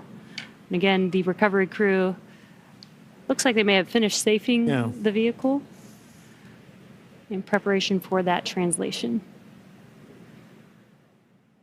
As you mentioned, Jesse, that hatch that you see right in the center of the spacecraft, when we see crew egress from that, SpaceX medical personnel will be there to assess crew and assist them along with other ground support crew out of the spacecraft.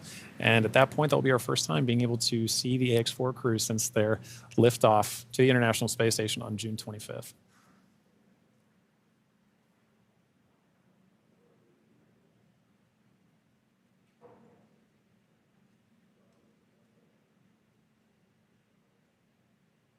On a side note, I do love seeing crew go into and come out of the hatch, whether it's the side hatch or whether it is the docking port. I love seeing the smiles on their faces. Yeah, it's going to be exciting for them once we open this Dragon side hatch. Again, it'll be the first breath of fresh air in about 20 days for them since they boarded the Falcon 9 on launch day. And it is an interesting distinction. You launch in the Atlantic and you splash down the Pacific. It's very different breaths of air that you're getting. And you traveled all over space for thousands of miles. 288 orbits, something like 7.6 million miles, all just to come down across the country. Millions of miles, I should say.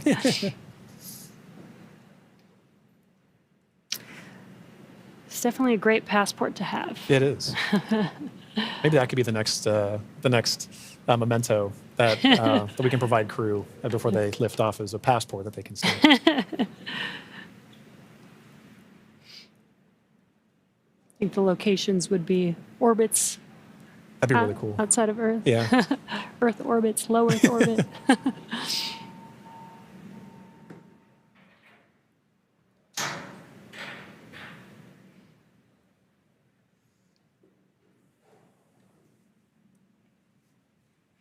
Again, next up, we are expecting the translation of the Dragon spacecraft named Grace, named by the Axiom Mission 4 crew. Again, the spacecraft will translate in preparation for hatch opening and exiting of the vehicle. A few moments ago, Core spoke with the Ax-4 crew to let them know that the translation will be happening soon. Dragon, SpaceX, final checks are complete. Translation across the deck to the egress platform will begin shortly. There is a chance that we get a lot of alarms. No concern. Dragon copies.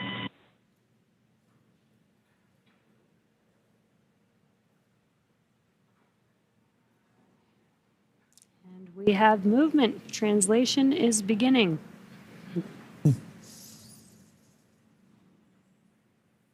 Some residual ocean water splashing down, and then we are washing down the hatch area. Again, just preparing for the vehicle's side hatch to be opened.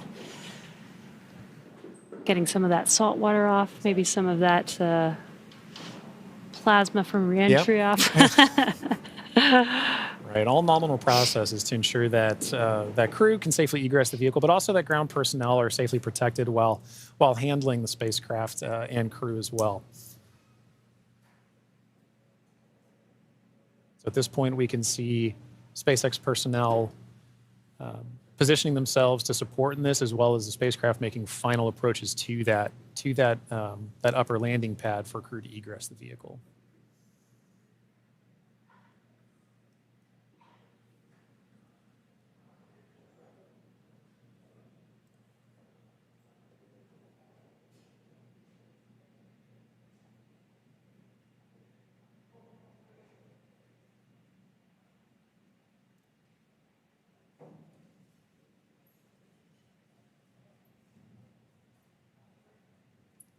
After that freshwater wash down of the hatch area, we're seeing some final wipe downs as well.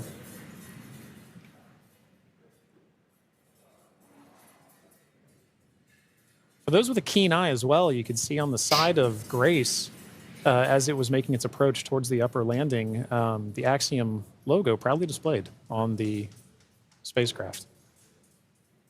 We had some great shots during the docking footage of SpaceX, Axiom, making a beautiful image of the vehicle docked to the International Space Station.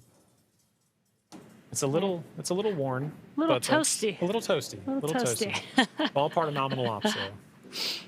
3,500 degrees Fahrenheit That'll will do do that. that.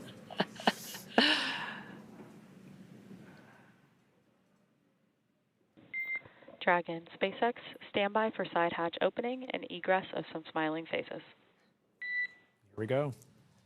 All right, we're looking forward to it.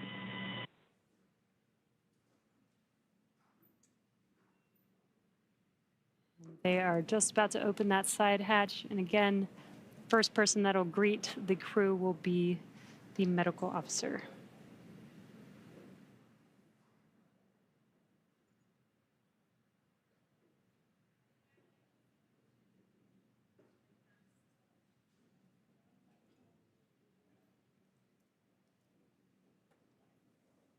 The hatch is open, and ground crews are making first contact with the Axiom-4 crew.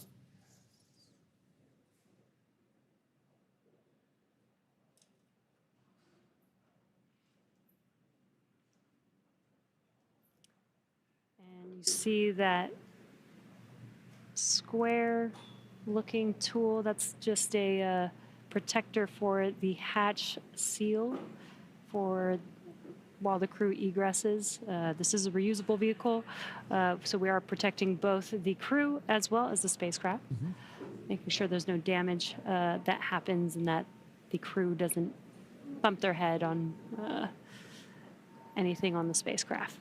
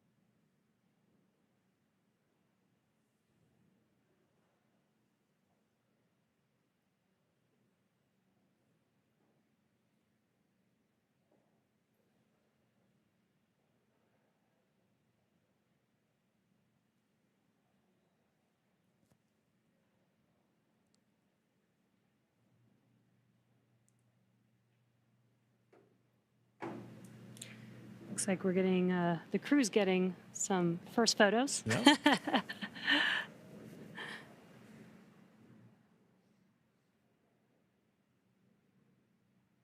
a good sign that they had good initial comms with medical personnel.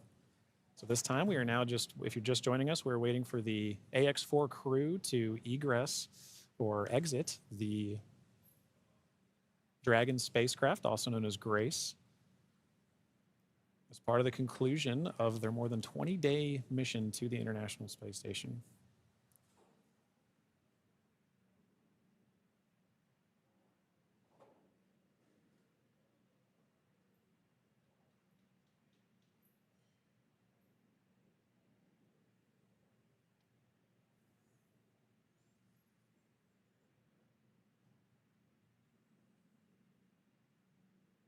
You can see the crew is handing some of their cargo. That looks like their tablets that they use throughout their mission. Making it a little easier for crew to make their way out of the spacecraft as well.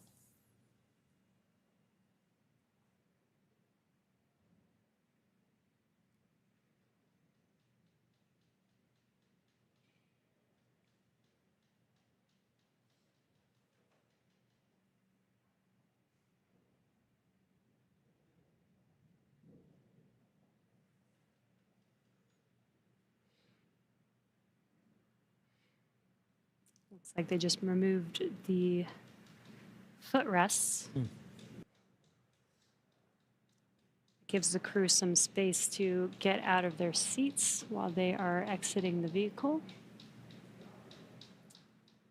Now getting some great internal views of the Ax-4 crew in their Yes. spacecraft. I already saw some big smiles, Yep. as people we've all been saying.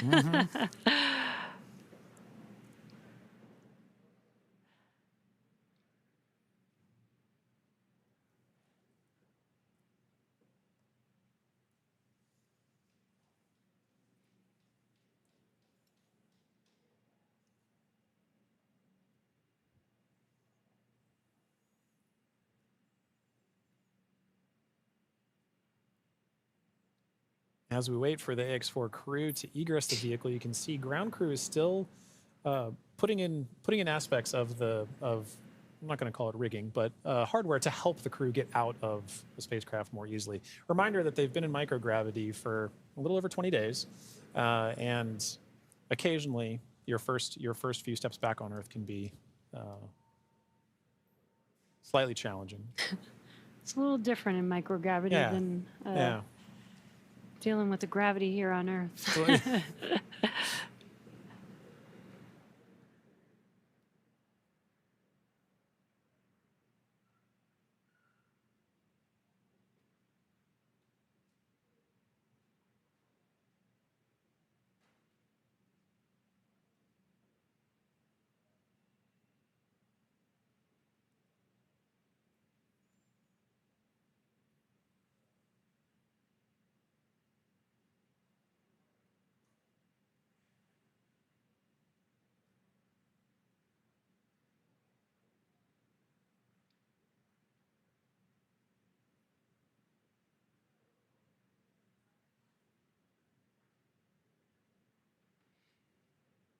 Just now joining us, we are waiting for the Ax-4 crew to exit the Dragon spacecraft Grace.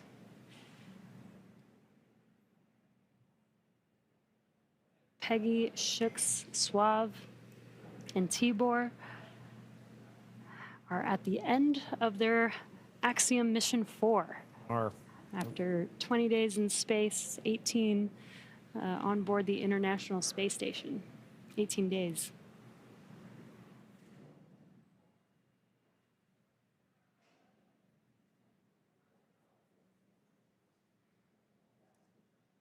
And now this wraps up a very significant portion of the mission, but it's not entirely over. We still have a few medical checks to go, and then in addition to that, the Ax-4, all the research done on the Ax-4 mission is all going to be in a world of post-processing, analysis, assessment, and that's all part of it, as well as crew debriefs.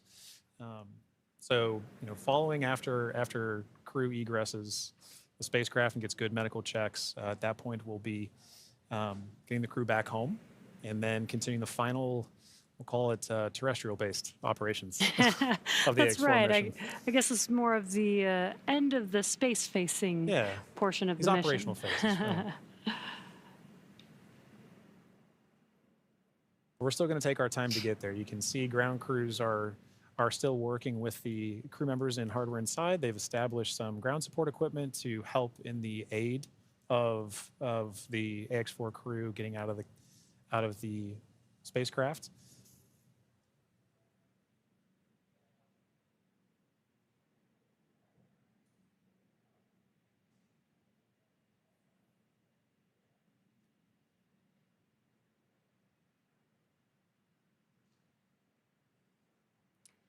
And some of their aids are not too complex. That white platform that you see there is essentially a slide. Yeah. But an important one. A very important slide. But in addition to that slide, we do have, there's a complex tool that you mentioned earlier, Jesse, about protecting the seals. We can see now crew looking to make, the first crew members looking to make their egress from the spacecraft along that slide. Sliding out.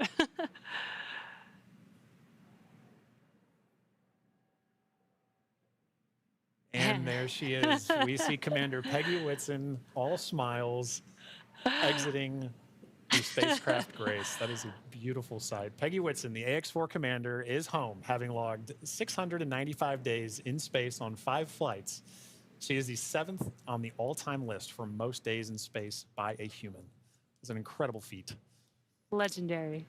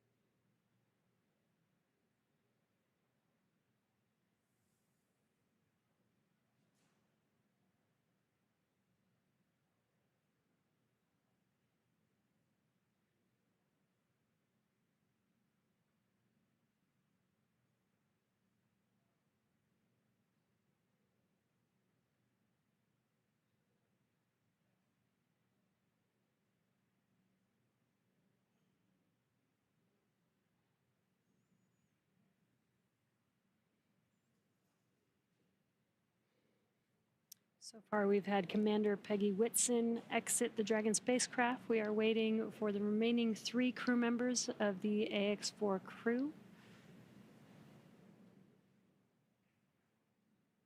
There's no real order to the egress. It's really up to the crew. So we're patiently waiting to see who's up next. Right.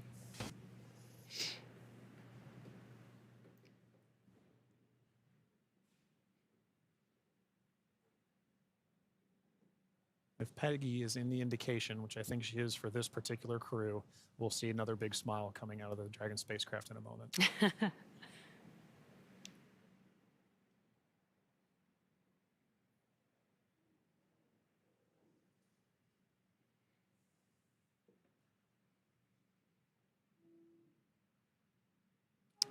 And we've got our pilot, Shubhanshu Shukla, as our 2nd crew member exiting the spacecraft. And some big smiles, as you said.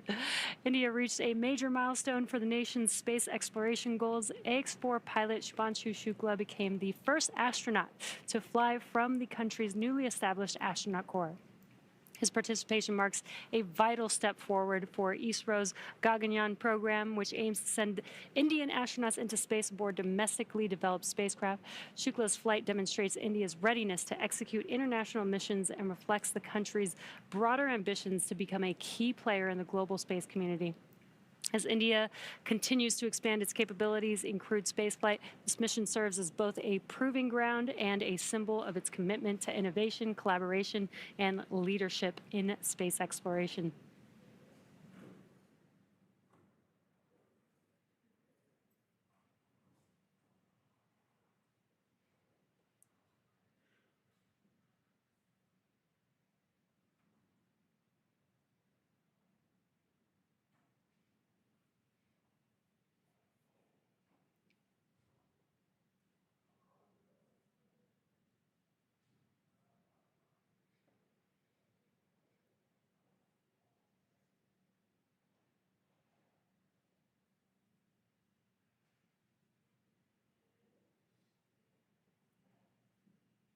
Now, at this time, we are waiting for the mission specialists of the Ax-4 mission, Sławomir Uznański-Wiśniewski of Poland and Tibor Kapu of Hungary, to now egress the Dragon spacecraft.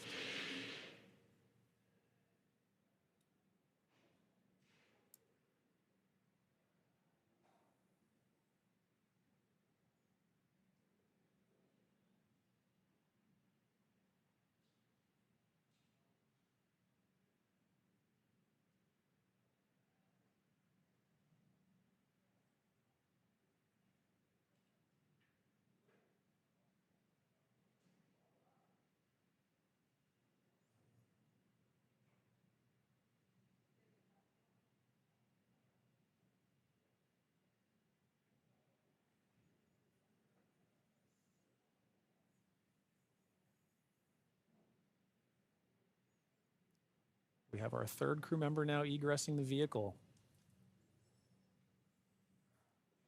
And there is Sławomir Uznański-Wiśniewski of Poland. Suave is all smiles for this, which I love to see.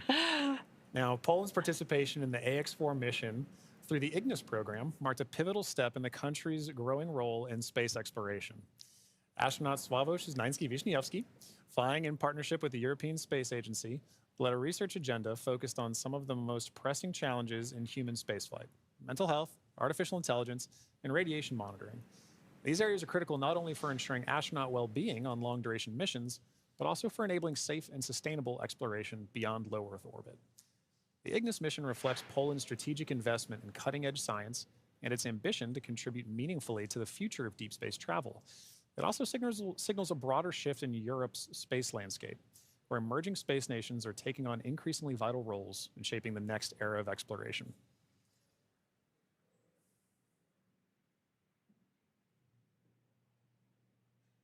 And based on that smile, I'd say Suave felt like he had a very successful mission.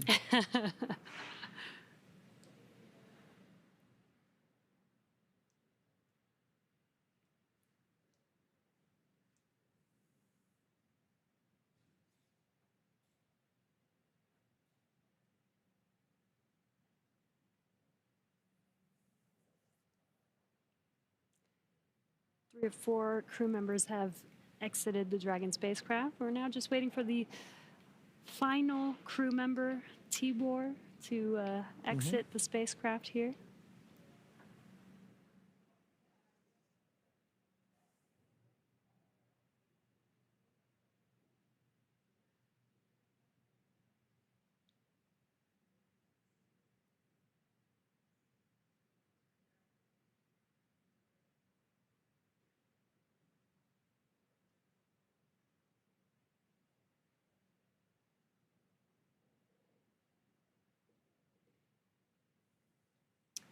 And last but not least, mission specialist Tibor Kapu.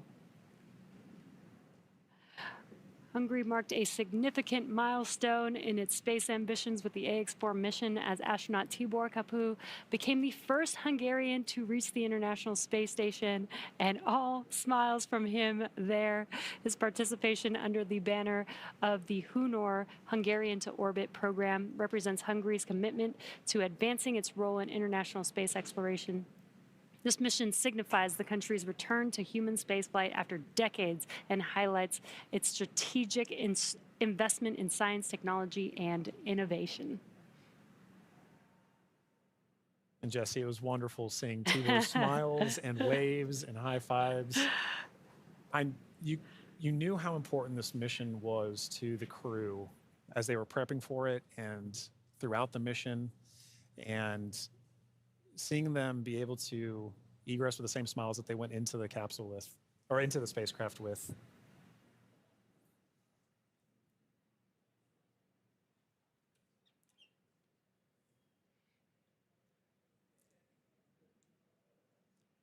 Well, at this point, the crew is now safely back home on Earth.